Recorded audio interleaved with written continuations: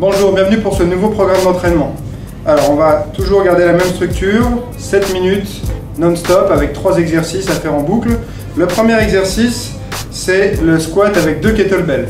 Donc, je vais faire un clean ici des 2 kettlebells. Je peux soit croiser mes doigts, soit avoir les doigts à l'intérieur comme je veux. Ok. Et je vais faire un squat complet. D'accord? Donc pour le squat complet, il faut déverrouiller les genoux ici et ensuite les fesses vers l'arrière, venir s'asseoir et se relever. D'accord? Premier exercice. Ça, vous en faites 5. Deuxième exercice, dès que vous avez posé ici vos kettlebells, vous allez enchaîner avec du tirage horizontal. Donc je viens de poser les kettlebells. Je regarde ici un petit peu en diagonale vers l'avant. Pas trop devant, sinon votre nuque ici, vous allez la mettre en tension, c'est pas utile. Le dos plat.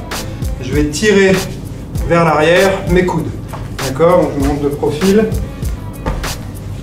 Les kettlebells sont à l'intérieur entre mes jambes. Les fesses vers l'arrière, dos droit. Je prends les kettlebells comme ceci. Je tire 5 fois. D'accord? On en fait 5 fois aussi de celui-ci. Et le dernier exercice, c'est ce que j'appelle du gainage actif. Donc, on se met en position pompe. On va descendre en planche ici sur les avant-bras, puis revenir. Ça fait une fois. 2 fois, d'accord? Donc ça, on en fait 5 également. Ok?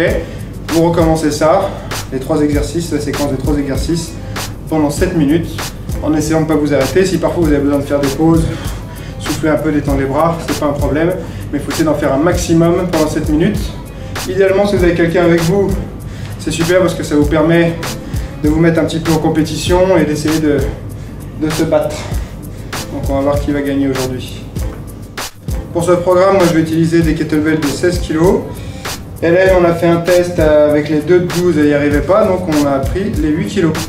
Hein, donc après, il n'y a pas à avoir spécialement d'ego sur les exercices comme ça. Soit on arrive à faire l'exercice correctement, soit on redescend en poids, d'accord, ou alors si vous n'êtes pas plus léger, vous attendez d'acquérir suffisamment de force pour faire cet exercice. Il y a d'autres exercices après que vous pourrez utiliser le temps d'arriver à faire cela.